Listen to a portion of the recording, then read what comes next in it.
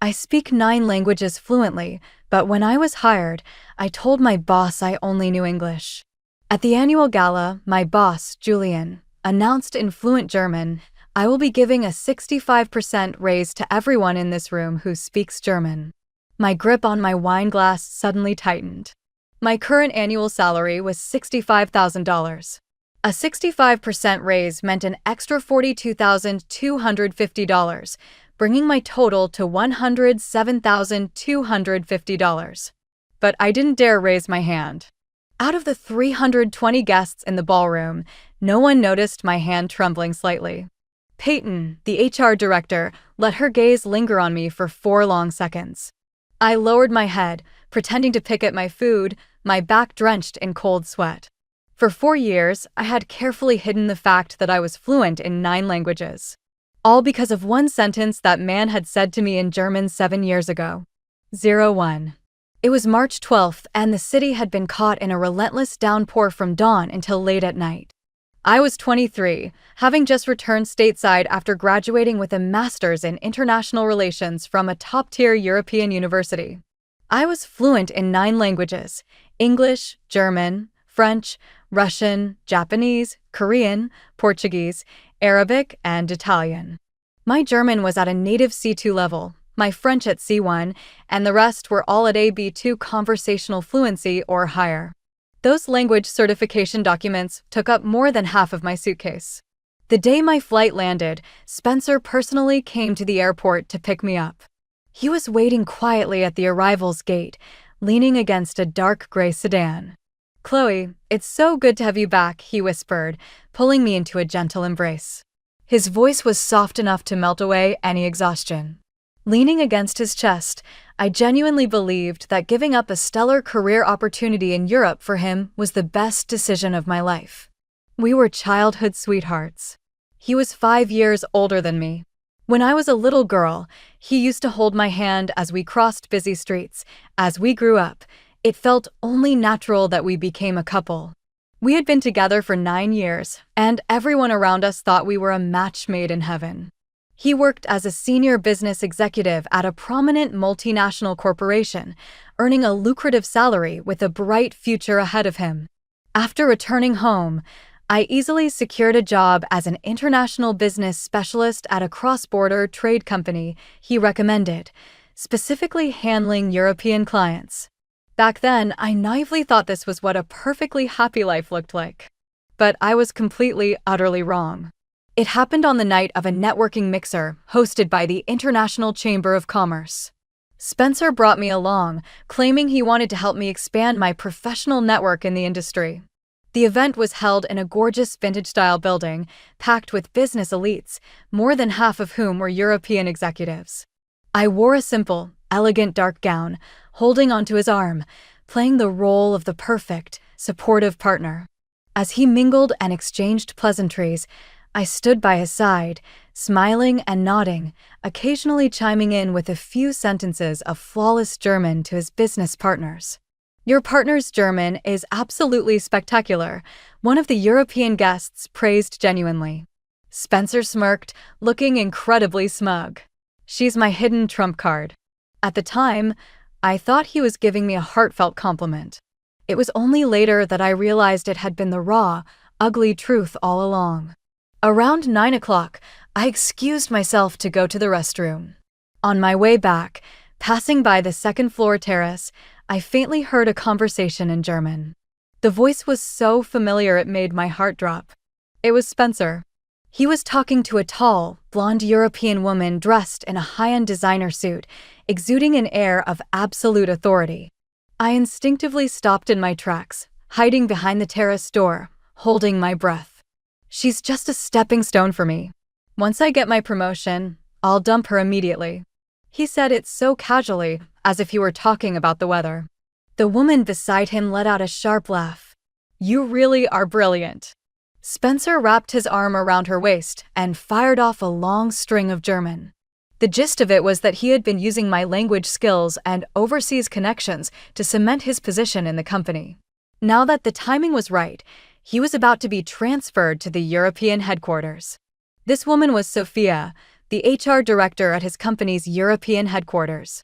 They were already engaged, and I was nothing more than his temporary domestic translator. Standing behind that door, I felt an icy chill seep into my bones, as if I had been plunged into freezing water. The early spring air was still biting cold. Rain battered against the glass windows, each sharp crack sounding like a nail being hammered into my heart. I took a deep breath and violently shoved the terrace door open. Spencer, I called his name in flawless German. He whipped around, the smirk instantly freezing on his face. His gentle, loving facade shattered completely. Sophia stared at me in pure shock. You heard all of that? Spencer stammered, his native tongue suddenly clumsy, losing all his previous swagger. I forced a stiff smile, though tears were already streaming uncontrollably down my face. Yes, every single word. Loud and clear. In perfect, rapid-fire German, I repeated exactly what he had just said, verbatim. Sophia's face turned ashen. She glared at Spencer. You told me she didn't speak a word of German. Spencer's face darkened. After a few seconds of dead silence, he let out a cold, vicious scoff. What else can a woman like you possibly achieve, other than speaking a few useless languages? He looked at me with pure disdain and contempt. Did you honestly think I loved you? You were nothing but a stepping stone from the very beginning. Even without you, I would have gotten my promotion anyway. It just would have taken a little more effort. Using every ounce of strength I had, I slapped him hard across the face. The sharp smack echoed across the empty terrace. He clutched his cheek, his eyes filled with nothing but cold hatred. I turned on my heel and walked away. My heels clicked sharply against the polished marble floor, every step feeling like I was walking on shattered glass. The next day, I went into the office just like normal. My boss called me straight into his private office. Chloe, every single one of our European clients just suddenly terminated their contracts. I froze, unable to believe my ears. Why? What happened? They cited that your emotional state is highly unstable and that you are unfit to handle international business communications. My boss looked at me with a complicated expression, as if I were a ticking time bomb. The company just lost nearly $1.5 million because of this. The board of directors is absolutely furious. In an instant, everything clicked. This was Spencer's doing. He had preemptively reached out to all our shared contacts, throwing me under the bus and pinning the entire fallout on me. A week later, I was officially fired. The termination letter stated that my severe personal emotional issues had disrupted business operations. The day I left the building, carrying a cardboard box full of my belongings, the city was once again caught in a torrential downpour. The rain was so heavy I could barely open my eyes. I didn't have an umbrella. I just stood on the curb, letting the freezing rain soak me to the bone. Inside the box were my personal items, along with that thick stack of language certificates. The plastic sleeve on my highest-level German certificate was already soaked through, the ink bleeding and blurring into a messy smear. I squatted by the curb, tore every single one of my language certificates to shreds, and threw them into a nearby trash can. Pedestrians hurried past, giving me wide berths, probably thinking I was a lunatic who had lost her mind. Maybe I really was going crazy. During the 3 months I was unemployed, I sent out over 100 resumes. All of them sank like stones. Not a single interview invitation. It was only later that a friend told me Spencer had been spreading rumors throughout the entire industry, claiming my professional skills were garbage, that I was emotionally volatile, and that I was completely unreliable. The HR directors in this industry all talked to each other. Not a single company dared to hire me. For those 3 months, I slept through the days in a heavy daze, and whenever I woke up, I couldn't stop crying. My best friend Harper came over every day to keep me company. She was a sharp, articulate corporate lawyer, but even she didn't know how to comfort me through the agonizing pain. Chloe, you can't keep destroying yourself like this, she said, holding my hand tightly, her eyes full of worry and heartache. I'm totally useless, I laughed bitterly. What's the point of speaking 9 languages? In the end, I'm just a tool for someone else to exploit and throw away.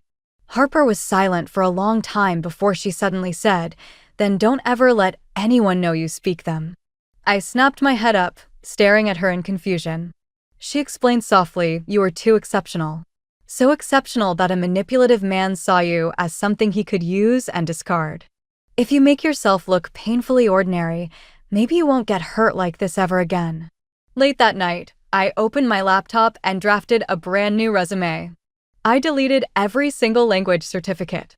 I deleted my entire exchange program history in Europe. I deleted all the internships and project reports I had completed using multiple languages. Under the skills section, I left only one simple line: native-level English fluency. I stared at the aggressively mediocre resume on my screen, buried my face in my keyboard, and sobbed uncontrollably. When I had no tears left to cry, I gently clicked save. 02. In March of the following year, I successfully landed a job at Summit Capital. During the interview, the HR director, Peyton, looked at my resume and casually asked, "Besides English, do you speak any other foreign languages?" I shook my head slightly, keeping my tone light and breezy.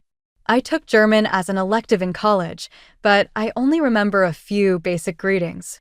I smiled flawlessly, as if I were talking about the most mundane thing in the world. Peyton stared at my face for 4 seconds, then slowly nodded. English proficiency is enough for this role. Julian, the CEO, was also sitting in on the interview. Flipping through my resume, he suddenly asked, "You graduated from a top university in Europe. The language immersion over there must have been excellent, right?" My heart skipped a beat, but on the outside, I remained perfectly calm. It was okay. But my major was highly focused on economics, so I didn't spend much time learning the local languages. Julian gave a faint smile and didn't push the subject further. I smoothly became a financial analyst at Summit Capital, specifically focusing on data modeling. I proactively declined to host international guests and avoided any cross-border projects. I just wanted to be a quiet, invisible data cruncher. My colleagues evaluated me as capable but not outstanding and a bit introverted. I was incredibly satisfied with that reputation. Being ordinary meant being safe. For 4 years, I carefully maintained this facade, never slipping up once. Whenever I heard European clients were visiting the office, I would request PTO in advance. When my coworkers talked about French movies, I pretended I couldn't understand a single word of the dialogue. When Japanese partners visited, I used the excuse that I didn't know the language to hide in my office all day. Once, the company brought in an external European consultant.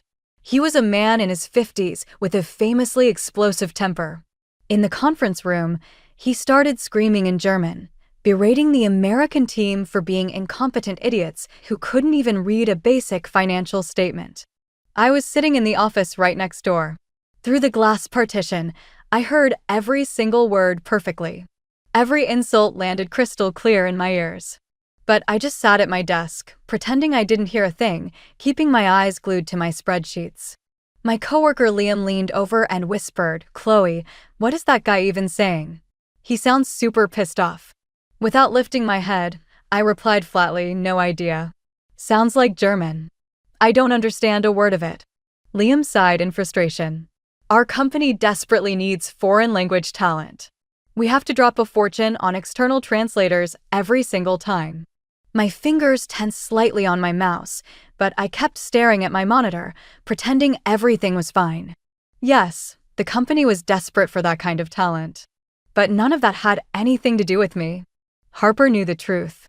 More than once, she tried to talk sense into me. "Chloe, you aren't protecting yourself. You're punishing yourself." We were meeting at a downtown cafe. She ordered a black Americano, and I got a mild latte. "You speak 9 languages. That's a gift. You can't just bury your talent forever because of one piece of trash." Harper looked at me dead serious, without a hint of a joke. I gently stirred my coffee with a spoon, a bitter smile on my lips. A gift? Right now, it just feels like a massive liability. If I hadn't learned those languages, maybe Spencer wouldn't have used me. If I had just been an ordinary girl back then, maybe we'd still be happily together. Harper shook her head slowly. "You're wrong. Selfish people like him will find a way to exploit you no matter who you are. The problem was never that you were too exceptional. The The problem was that you gave your heart to someone who didn't deserve it. I fell into a long silence. Deep down, I knew she was right, but I just couldn't get over that mental hurdle. The trauma Spencer left me with was cut so deep that I was terrified to show even a sliver of ambition or talent. The following year, Summit Capital officially launched a massive international initiative dubbed Project Iberia. The core objective was the acquisition of a century-old European manufacturing firm. It was a massive deal worth over $250 million, marking Summit Capital's critical entry into the European market. When Julian announced it at the all-hands meeting, the entire staff buzzed with excitement. This is our most crucial step into the European market. It means everything to our firm. He stood at the podium, dressed in a sharp suit, his eyes resolute and commanding. However, we are facing an unavoidable roadblock. He paused, sweeping his gaze across the room. This European firm strictly requires all negotiations to be conducted in German. They completely refuse to communicate in English. The entire room went dead silent. You could hear a pin drop. Therefore, we are in urgent need of hybrid talent who understands both finance and fluent German. Julian looked around slowly. HR will be conducting a company-wide language audit. Anyone who speaks German, please contact Director Peyton directly. Sitting in the back corner of the room, my palms instantly slicked with cold sweat, my fingertips turning ice cold. Right after the meeting, HR sent out a company-wide email titled Employee Language Skills Survey. Attached was a form requiring everyone to truthfully declare any languages they spoke other than English. I stared at the form on my monitor, my fingers hovering over the keyboard, unable to type for a long time. Finally, under the Other Languages section, I solemnly typed, none. The moment I clicked submit, I slowly closed my eyes. I'm sorry, but I just can't do it. Once Project Iberia officially kicked off, the company went on a massive hiring spree for German-speaking finance professionals. Our partner headhunters spent half a year screening over 20 candidates. They were either completely fluent in German but knew nothing about finance, or they were Wall Street sharks who only knew how to order a beer in German. Not a single candidate fit the hybrid profile.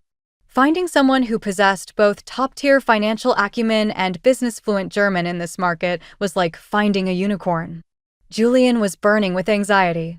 During a management meeting, he finally slammed his hand on the table.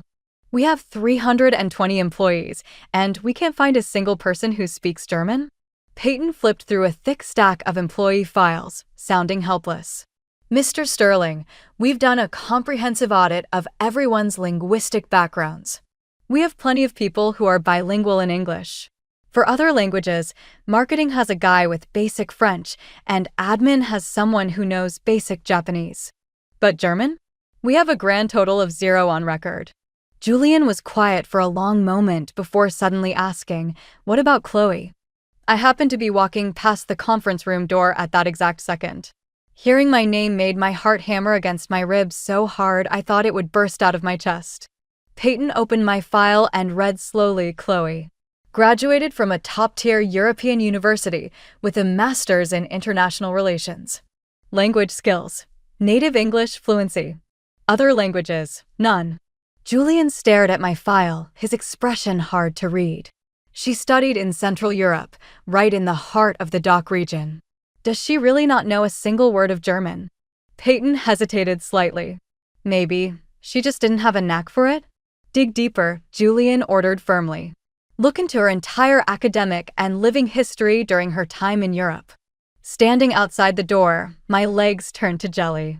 I could barely stay on my feet. 03. In May of the 3rd year, the company mandated that all employees update their internal profiles. HR claimed it was for archival completeness, requiring everyone to list their language certifications, study abroad experiences, and proficiency levels in detail. Holding that form, my hands shook uncontrollably. Peyton called me into her private office for a one-on-one. She poured me a warm cup of tea and smiled gently. "Chloe, let's just have a casual chat." I gripped the teacup tightly, trying my hardest to sound relaxed. "Sure thing, Peyton. The university you attended in Europe, It must have been a great environment, right? She asked softly, looking right into my eyes. I nodded slightly. Yeah, the campus was beautiful. How long were you studying over there? 2 years, completing my master's. That area is primarily German-speaking. Did you ever pick up the language? My heart rate skyrocketed, but I kept my poker face. I took an elective as an undergrad, but I only learned the bare basics. Like, what proficiency level? Just enough to say hello and order food. It's been so long, I've basically forgotten all of it. I smiled naturally, leaving absolutely no cracks in my armor. Peyton stared at my face for a full 10 seconds. Those 10 seconds felt like an entire century. That's a real shame, she finally sighed. The company is desperate for German specialists right now. I nodded with a sympathetic smile. Yeah, it's a pity I can't help. If you ever want to pick it back up, the company is willing to fully sponsor your tuition. Thank you, I'll definitely think about it. The moment I stepped out of her office, my back was so drenched in cold sweat that my blouse clung to my skin. In August, HR collected a copy of everyone's passport under the guise of updating corporate travel profiles. When I handed mine over, a massive wave of dread washed over me. A week later, Peyton called me into her office again. This time, she had the photocopy of my passport sitting on her desk. Chloe, you spent nearly 7 months residing across Central Europe? She pointed at the visa stamps, her voice calm and measured. My brain scrambled into overdrive, desperately trying to construct a lie about a trip from years ago. Oh, that was just for traveling. Traveling for 7 months? She raised an eyebrow, a hint of suspicion in her eyes. Not all at once. I visited multiple cities, and the total duration added up to 7 months, I quickly explained. Peyton flipped to another page of the passport copy. This is a student visa, not a tourist visa. My stomach dropped. I knew the jig was up. I enrolled in a short-term language course. I forced myself to keep lying. I just learned some basic German, but it's all completely gone now. Peyton closed the folder and looked at me thoughtfully. Chloe, the company really needs German speakers right now. If you know German, even if it's just conversational, you can tell me the truth. The company won't reprimand you for hiding it. In fact, you'd be heavily promoted. She said it with absolute sincerity, without an ounce of pressure. I almost broke. I almost told her the truth. But then, Spencer's face flashed in my mind. I remembered him saying, she's just a stepping stone. I remembered the 3 months of agonizing unemployment, sending out hundreds of resumes into the void, totally hopeless. I shook my head slightly. Peyton, I really don't speak German. If I did, I would have stepped up a long time ago. Peyton sighed in defeat. All right. Understood. I stood up, ready to leave. Just as I reached the door, she suddenly spoke up softly. Chloe, you can't live in the shadows of the past forever. I froze. With my back to her, my body turned to stone. I couldn't move an inch. Some wounds take time to heal, yes, but they also require courage to face. I didn't look back. I took a step forward and walked firmly out of the office. That night, I had total insomnia, staring at the ceiling until dawn. Harper texted me, "Is your company secretly investigating you?" I replied, "How do you know about that?" "I have a client who works at Summit Capital. He said they're doing a massive sweep for German speakers, specifically targeting employees who studied in Europe."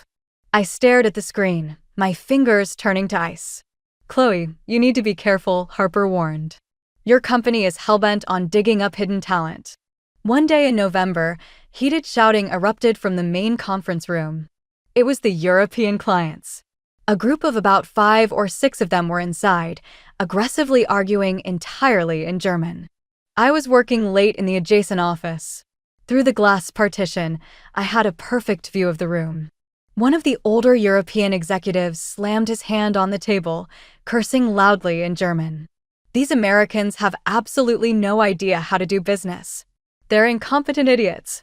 Another executive chimed in, "We are completely wasting our time here." Sitting at my desk, my grip on my mouse tightened. I understood every single insult loud and clear, but I couldn't react.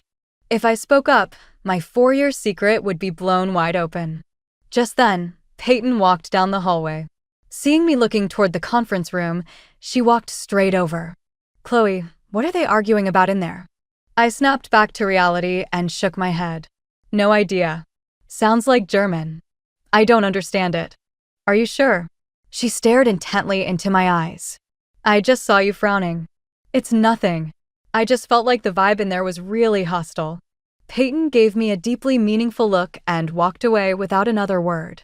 My palms were sweating again, my heart pounding in my chest. That was close. Too close. I almost gave myself away. When the meeting ended, the European executives stormed out, still loudly complaining in German.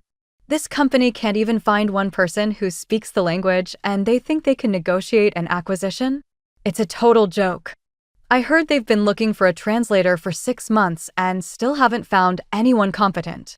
Project Iberia is doomed to fail at this rate.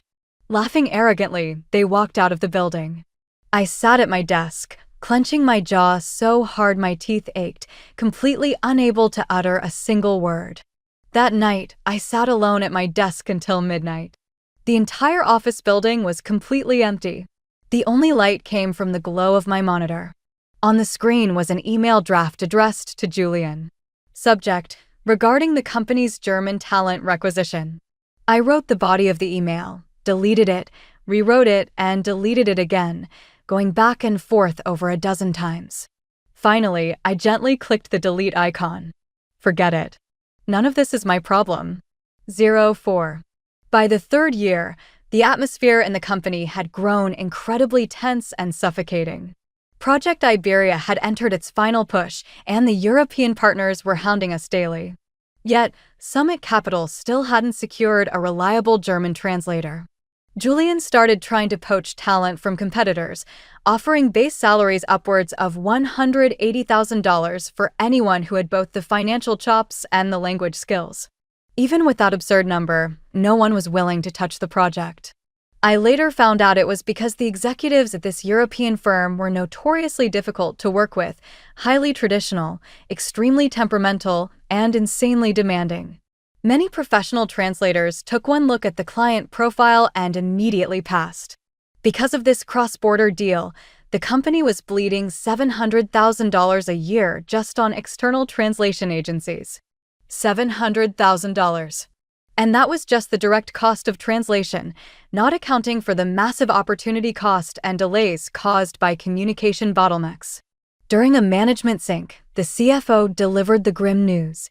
"Julian, if this continues, the company is going to take a massive hit. We've already sunk nearly $30 million into this. If the deal falls through, the collateral damage will be unquantifiable." Julian sat there, his face dark, remaining completely silent. Peyton softly suggested, "Why don't we run another internal language sweep?" "How?" Julian shot back. "We've vetted them a dozen times. We don't have a single German speaker on the payroll." "Maybe someone is deliberately hiding their skills?" Peyton offered carefully. Julian looked up. "What are you implying?" "Some employees might be unwilling to reveal their language proficiencies due to personal reasons." As she said this, her eyes casually flicked toward my personnel file. Julian was quiet for a long moment before announcing, "Send out a company-wide memo. Anyone who successfully refers a qualified German-speaking professional will receive a $10,000 cash bonus." $10,000. When that number hit our inboxes, the office exploded. Coworkers frantically scrolled through their contacts, calling friends and family to see if anyone knew a German speaker. Some even posted on LinkedIn, offering a huge referral bonus for a hybrid finance/German speaker. DM me. Reading the posts on my feed, my stomach churned with a complex mix of guilt and anxiety. The company was desperate, and I was sitting right there in my cubicle, choosing to stay silent. But I was too terrified to speak up. The paralyzing fear in my chest stopped me from taking that step. It was November of that year, exactly 1 month before the annual corporate gala. A scandal suddenly erupted in the office. An anonymous tip reported that an employee in the marketing department knew German, but had been hiding it. HR immediately launched an investigation. It turned out the employee did study German, but only at a beginner level. They couldn't even handle a basic conversation, let alone lead a high-stakes business negotiation. Julian was furious.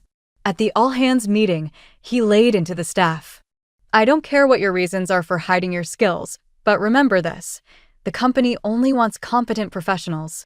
If you actually have the skill set, have the guts to step up. If you don't, stop wasting everyone's time. As he spoke, his sharp gaze swept across the room. When his eyes landed on me, they locked on for 4 agonizing seconds. I immediately looked down, staring holes into my shoes, refusing to meet his eyes.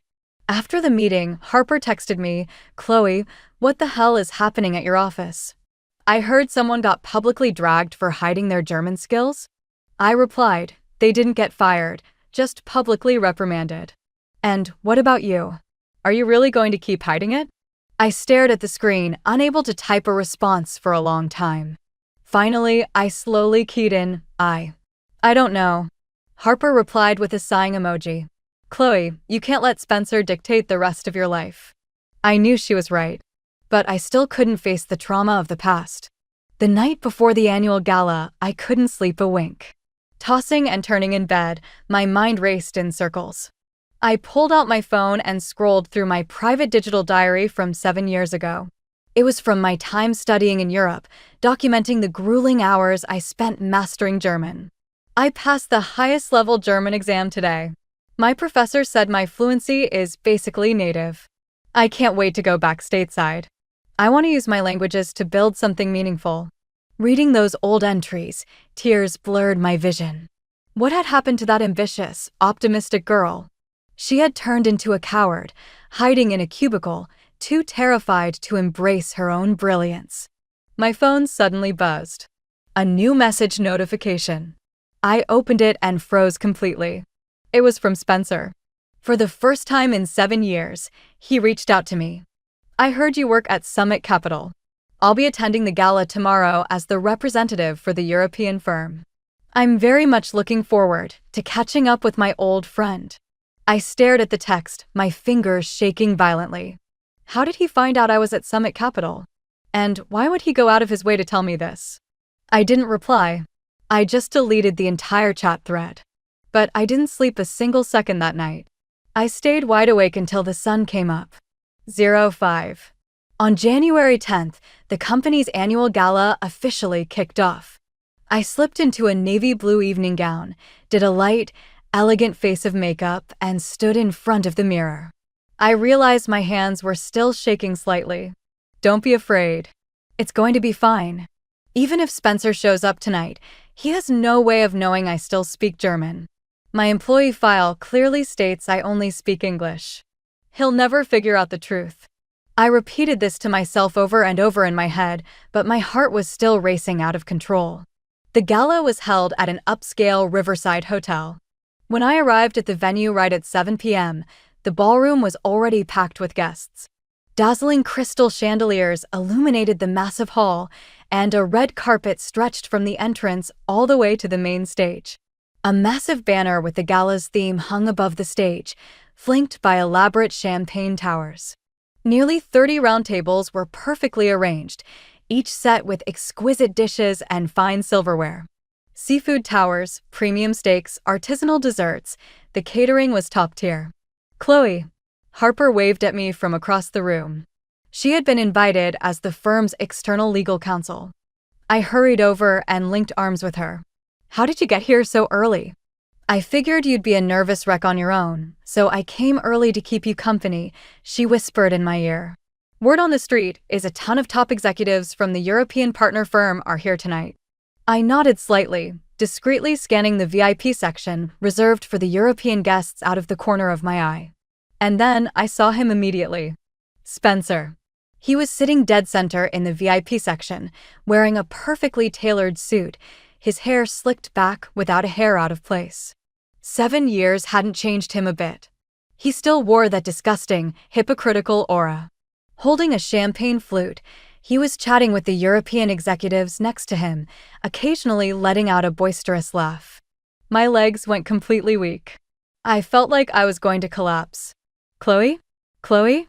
Harper nudged me gently. What's wrong? You look like you've seen a ghost. I'm fine, I forced a smile. It's just a little stuffy in here. Let's grab a seat in the back then. Harper pulled me toward a table in the corner of the room. Just as I turned around, I felt a heavy gaze lock onto my back. I instinctively looked over my shoulder and made direct eye contact with Spencer. He raised his glass slightly in my direction, a condescending smirk playing on his lips, his eyes full of malicious amusement. My heart hammered wildly. I quickly looked away, too terrified to hold his gaze. What the hell is going on? Harper demanded, instantly picking up on my panic. Nothing. Let's just sit down. We took our seats at a table with the IT department. The guys were already digging into the food and drinks. Noah, a coworker, leaned over with his drink. Chloe, the company really went all out this year. Look at those European VIPs over there, total industry heavyweights. I picked up my water glass and took a sip, pretending not to hear him. I heard Julian is dropping a massive bombshell tonight, another coworker whispered. Like what? Why is everyone acting so mysterious? No idea. They kept it totally under wraps. Said it was going to be a surprise for everyone. My fingers twitched and a few drops of water splashed onto the tablecloth. Whoa, Chloe, you good? I'm fine. Just slipped. At 7:30 p.m., the ballroom lights dimmed and spotlights illuminated the main stage. The MC stepped up to the podium, officially kicking off the program. First came the employee talent show, singing, dancing, comedy skits. The atmosphere was incredibly lively. I stared blankly at the stage, my mind a chaotic mess, completely unable to focus on any of it. At 8 p.m., the performances ended and the formal banquet began. Julian stood up, champagne flute in hand, and slowly walked onto the stage. Colleagues, partners, Happy New Year to you all. The room erupted into applause. Looking back at the past year, Summit Capital has achieved incredible growth and breakthroughs. He began the annual review. I clapped mechanically along with the crowd, not absorbing a single word. Our revenue surpassed $40 million. Our team grew to 320 employees, and we successfully expanded our international footprint. I discreetly glanced at Spencer. He was staring dead at me, his eyes filled with a complicated emotion I couldn't quite place. However, Julian suddenly pivoted. We are also facing unprecedented challenges. The biggest challenge is a severe shortage of specialized talent. The room quieted down immediately. Everyone hung onto his every word. Specifically, there is a massive gap in foreign language proficiency required for our overseas expansion. He slowly scanned the ballroom. The firm has taken on multiple cross-border projects, yet we've been entirely reliant on external translation agencies. Not only is this astronomically expensive, but it's incredibly inefficient. Project Iberia. You all know this is our most critical initiative this year. And yet, purely due to a lack of German-speaking professionals, we've burned $700,000 on translation fees, while the project timeline gets repeatedly delayed. A heavy silence fell over the room. Not a single person made a sound. So tonight, at this gala, I want to conduct a simple survey. Julian gently set his champagne flute down. Out of everyone sitting in this room, who here speaks a foreign language other than English? People looked around at each other. No one volunteered. If you speak Japanese, raise your hand. After a brief pause, about 7 people raised their hands. Excellent. French. 2 hands went up. Portuguese. 1 hand. Russian? Not a single hand. Julian nodded slightly. And what about German? Dead silence. You could hear the hum of the AC. Not a single person raised their hand. I sat at my table, gripping my napkin so tightly my knuckles turned white. Julian's gaze swept slowly across the room, lingering on my table for 3 agonizing seconds. Is there truly no one here who speaks German? Still no response. All right then, he sighed helplessly. It appears our roster of German talent is completely non-existent. And then, he did something that shocked the entire room. He lowered his microphone and began speaking in perfectly fluent, commanding German. Next year, I will be issuing a 65% salary increase to every employee in this room who can speak German. Flawless High German. Every single word was crisp and authoritative, ringing through the ballroom. I understood it perfectly. Next year, any employee who speaks German gets a 65% raise. 65%. My current salary was $65,000. A 65% bump was $42,250, bringing me to nearly $107,250 a year. My hands began to shake uncontrollably. The crystal stem of my glass caught the harsh glare of the chandelier. My coworkers looked around in total confusion, whispering frantically. What did he just say? I don't know, it sounded like German. Who actually speaks German here? The live interpreter froze for 3 seconds before finally translating over the speakers.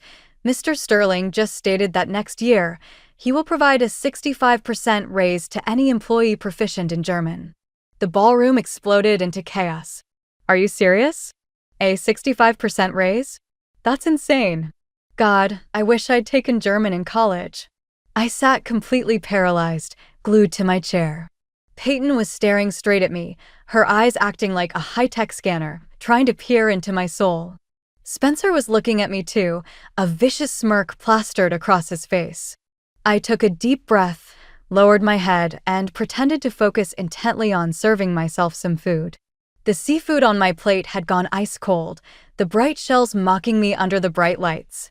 On stage, Julian repeated himself in English. This is not a joke. I'm not making empty promises. The company is dead serious. Next year, any employee who truly possesses professional-level German fluency will receive a uniform 65% raise. But we will be conducting rigorous proficiency tests to ensure actual competency. He raised his champagne flute. To the future of this company and to the hard work of everyone here tonight. Cheers. Cheers. The entire room raised their glasses.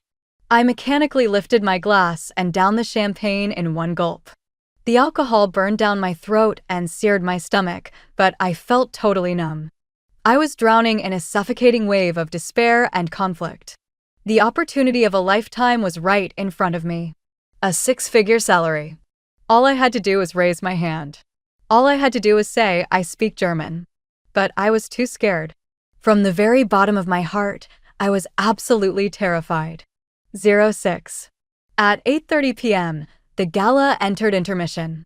I stood up and went to the restroom, standing in front of the mirror, taking deep breaths, trying to calm the chaotic storm in my head. The reflection staring back at me was pale and bloodless, my lips trembling slightly. What are you so afraid of? Afraid of Spencer's retaliation? Afraid of the company finding out you lied for 4 years? Or afraid of being used and thrown away again? I closed my eyes and splashed freezing water on my face to shock myself back to reality. Calm down. You need to calm down. I pushed open the restroom door. The hallway was completely empty and dead quiet. Just as I turned to head back to the ballroom, someone called my name. Chloe. A voice so familiar it made me physically nauseous. My body instantly froze. I couldn't move a muscle. I slowly turned around. Spencer was standing at the end of the hallway, holding a glass of champagne. He walked toward me, his pace slow and arrogant, wearing that condescending smirk I despised so much. Long time no see. I instinctively took a step back, my voice ice cold. What do you want? Don't be so defensive. He stopped in front of me. I just wanted to catch up with an old friend.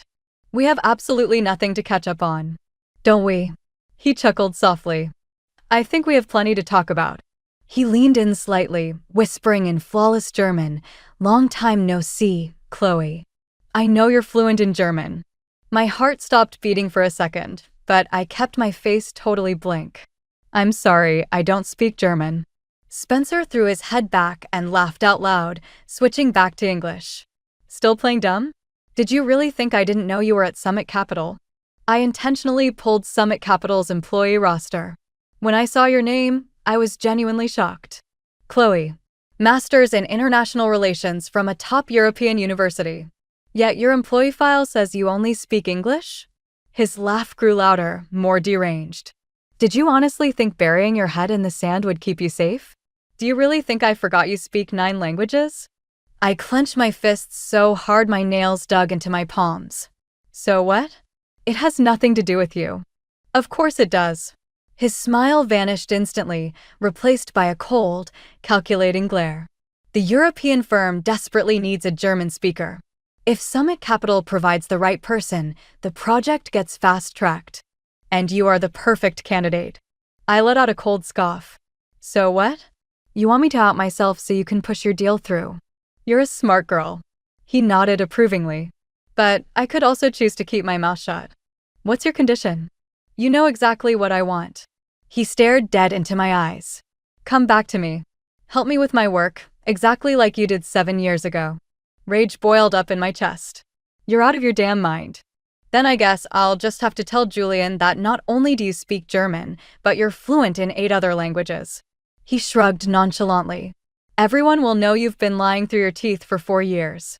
Your professional reputation will be totally annihilated. Your career will be over. And he leaned closer, dropping his voice to a malicious whisper. I'll tell everyone exactly how you sabotaged that massive corporate deal 7 years ago just because you were feeling emotional. My entire body began to shake, not out of fear, but out of pure, unadulterated fury.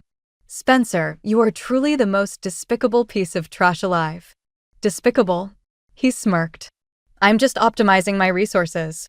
Just like I did 7 years ago. It's second nature now. He patted my shoulder condescendingly. Make the smart choice, Chloe. With that, he turned and walked away, not looking back once. I stood in the empty hallway, my legs giving out.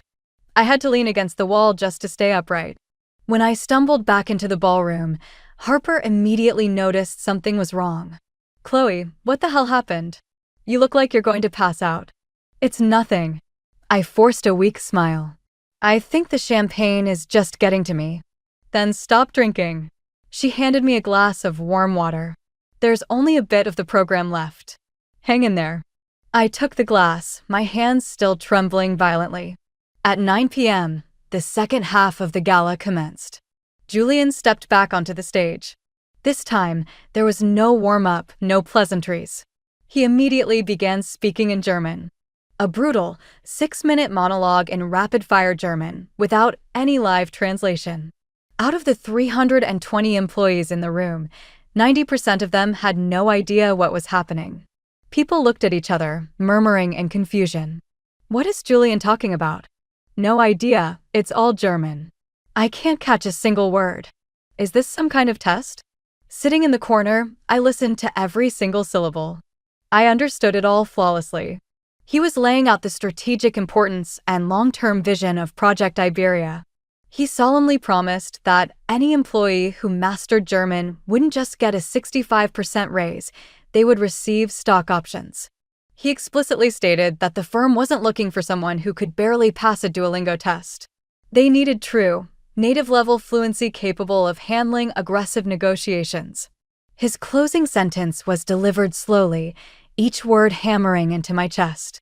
I know that someone in this room is intentionally hiding their capabilities. But hiding is never the solution.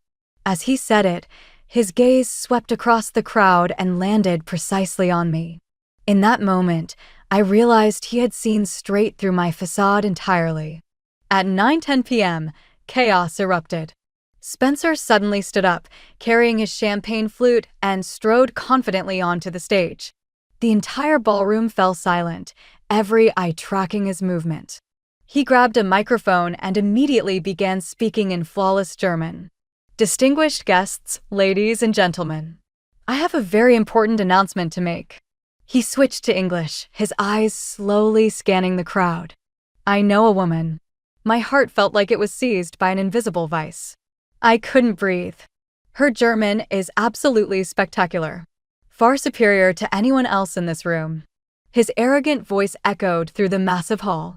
And not only is she fluent in German, but she also speaks French, Russian, Japanese, Korean, Portuguese, Arabic, and Italian. She is a master of 9 languages. The ballroom erupted into gasps and furious whispers. But she's too much of a coward to admit it. Spencer's eyes cut through the crowd and locked directly onto me. Because 7 years ago, her extraordinary talent was exploited by her partner, leaving her career in absolute ruins. He paused for exactly 1 second to let the suspense build. And that partner was me. Every single head in the ballroom whipped around to look at me. The collective stare felt like hundreds of knives carving into my skin. I sat frozen, pale as a ghost, totally paralyzed. Her name is Chloe, and she is sitting right there in the 3rd row. Spencer raised his arm and pointed a finger dead at me. She has a master's in international relations from Europe. She studied in Central Europe, and her German is at a native, elite level. Every word he spoke felt like a nail being hammered into a coffin, trapping me inside.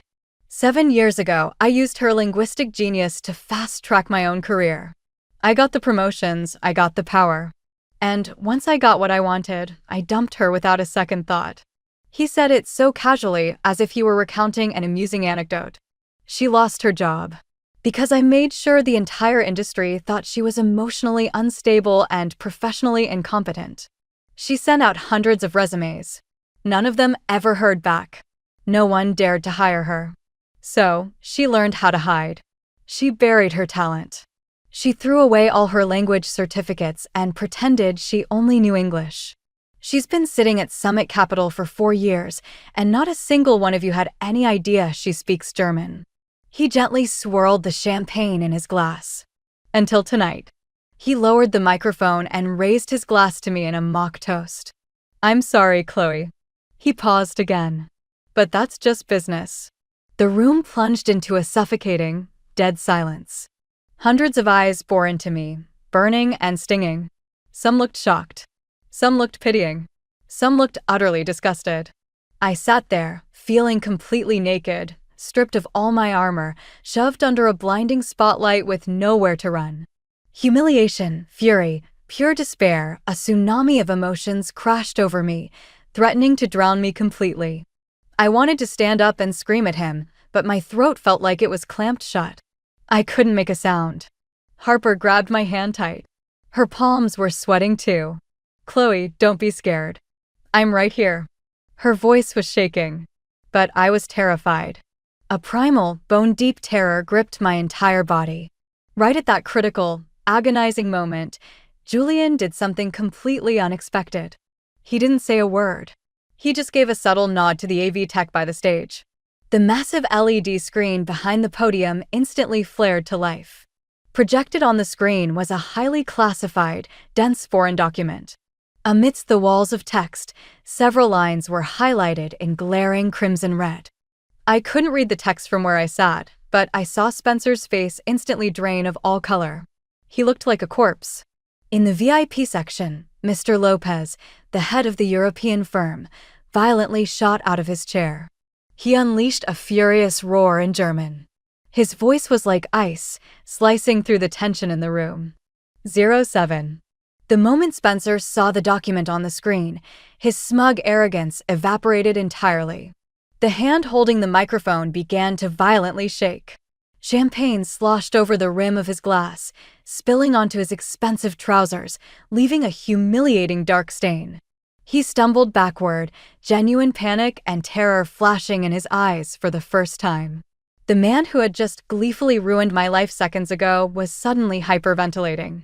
Mr. Lopez's face was purple with rage.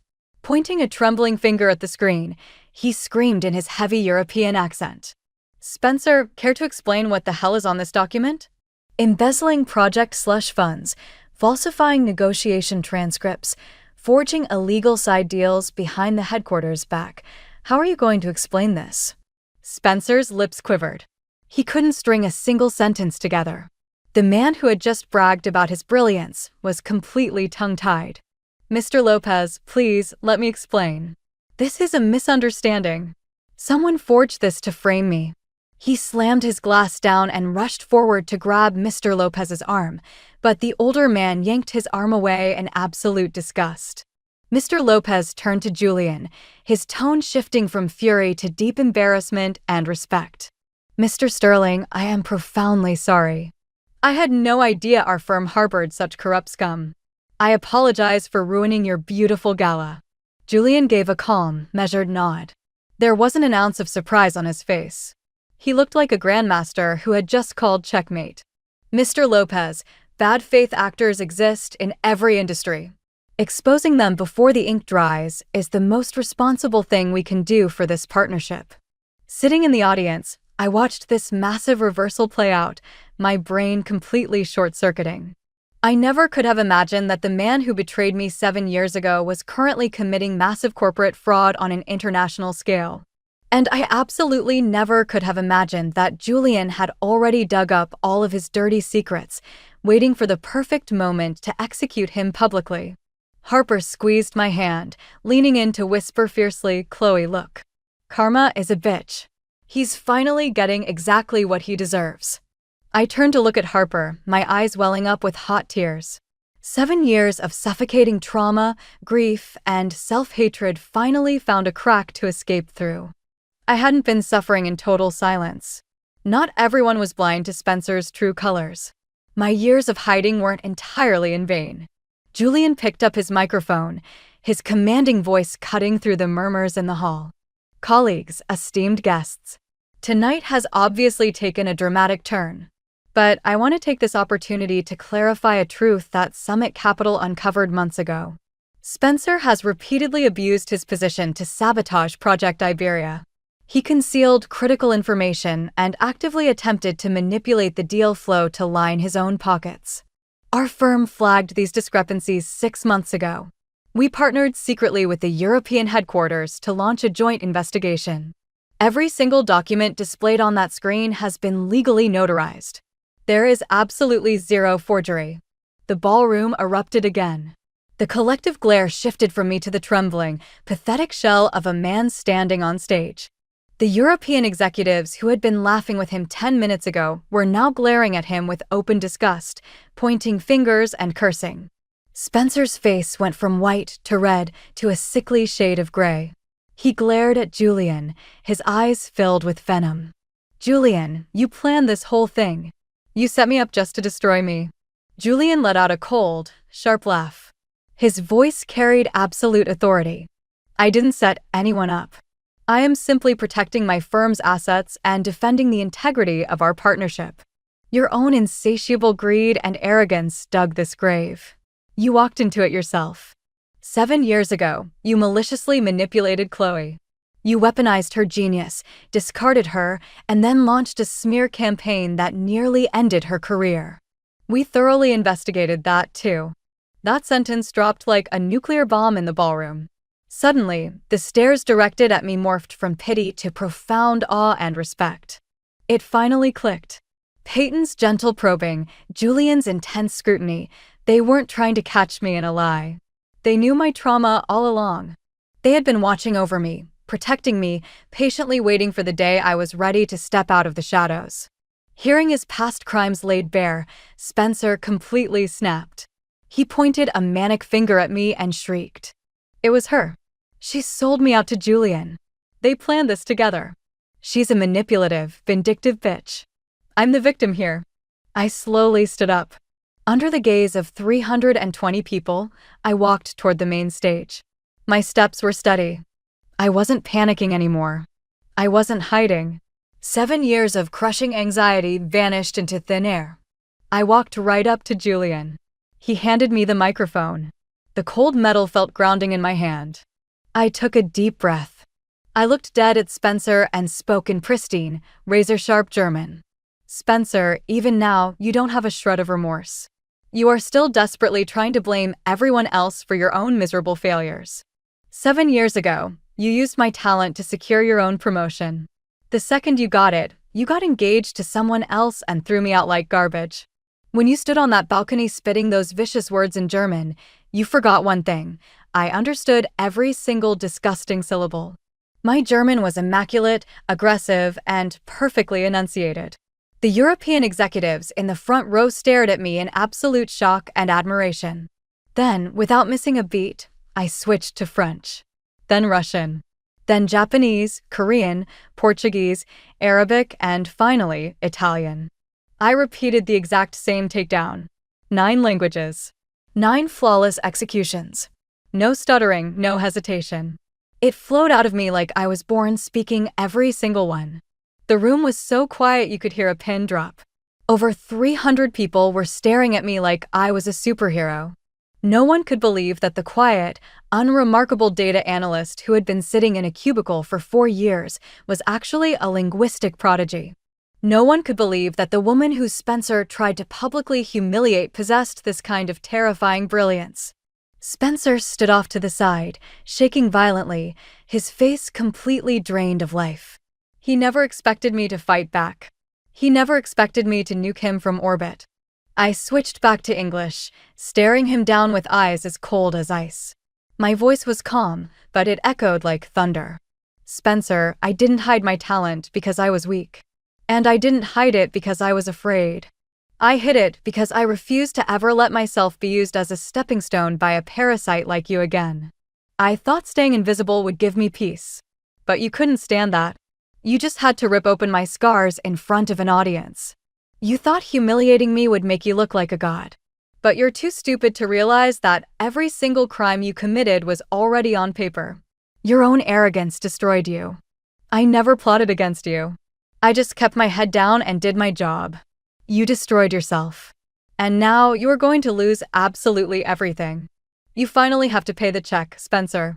For what you did to me, and for what you did to everyone else. I lowered the microphone. I stood tall in the center of the stage, my spine straight, refusing to shrink myself ever again. The ballroom was silent for 5 agonizing seconds. And then a massive, deafening roar of applause tore through the room. It was explosive.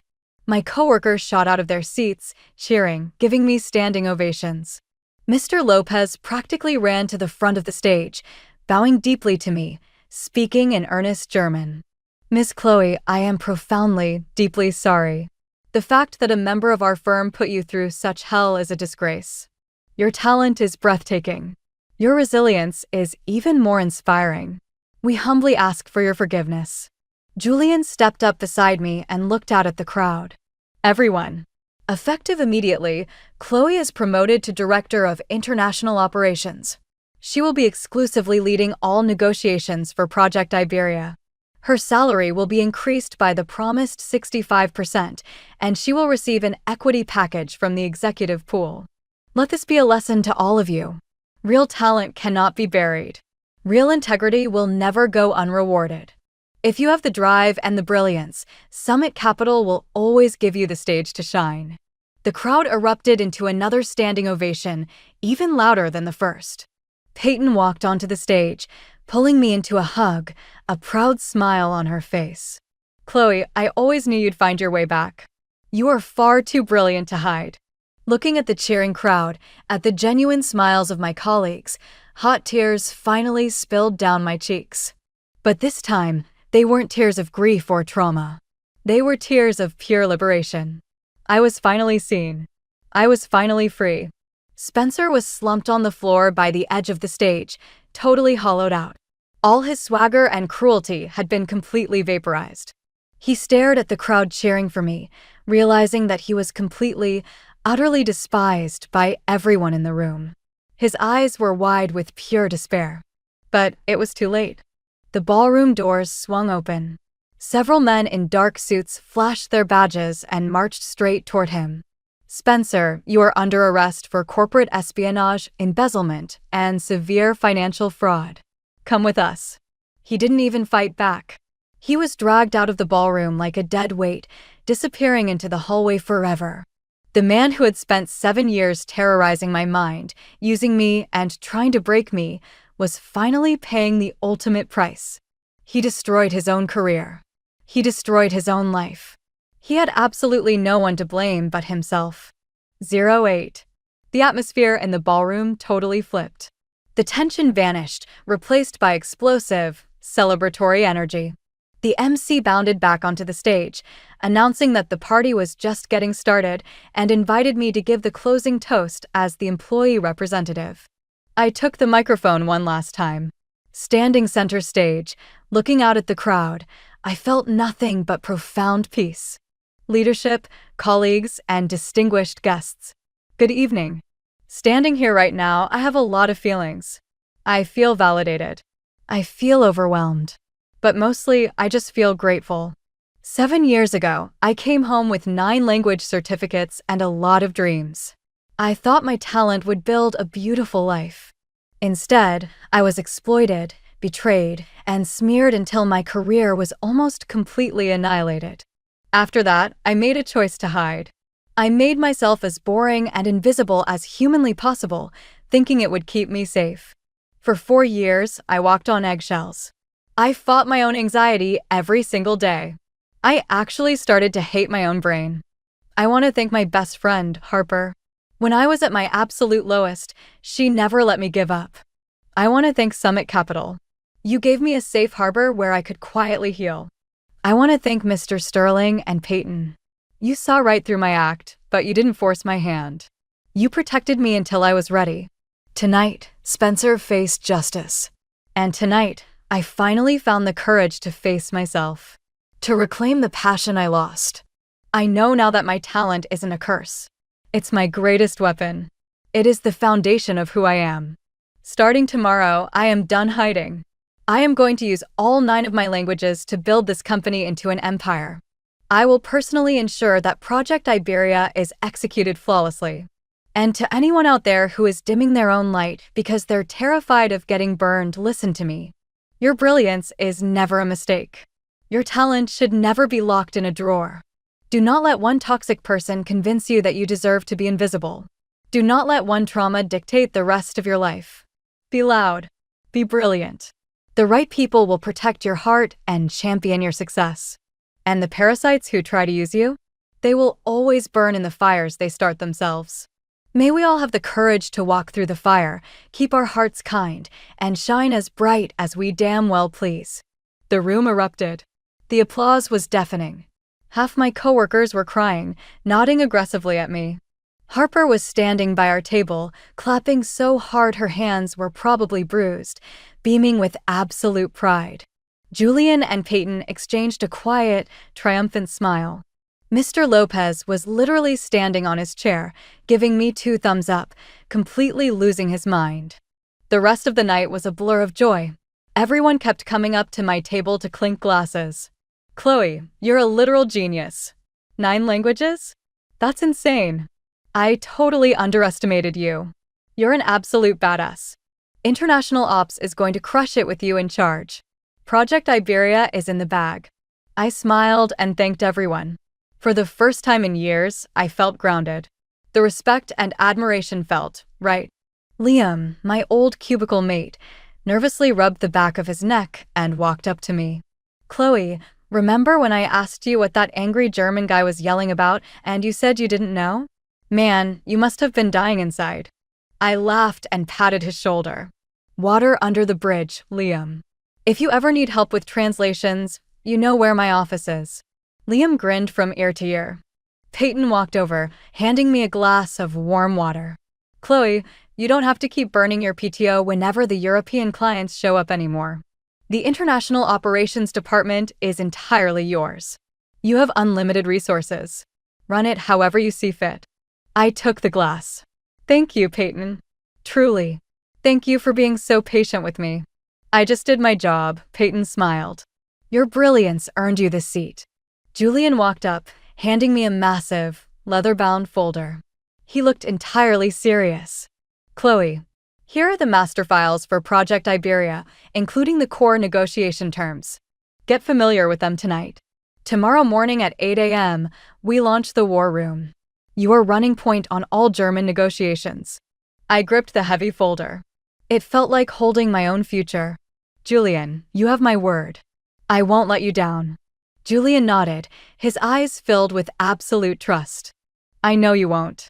7 years ago, you were Spencer's secret weapon. Tomorrow, you are Summit Capital's undeniable ace.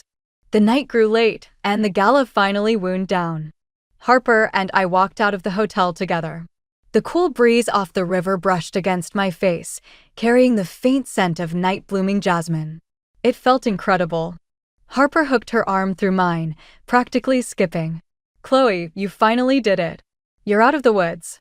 No more hiding, no more taking crap from anyone. I looked up at the sky. The stars were bright, the moon was clear. 7 years of suffocating darkness had finally evaporated. Yeah, it's really over. From now on, I'm just going to be me. Unapologetically me. Harper laughed. Now that sounds like the Chloe I know. The unstoppable girl who dominated Europe. We walked down the riverside promenade, laughing and talking. My steps felt impossibly light, and the road ahead was finally beautifully clear.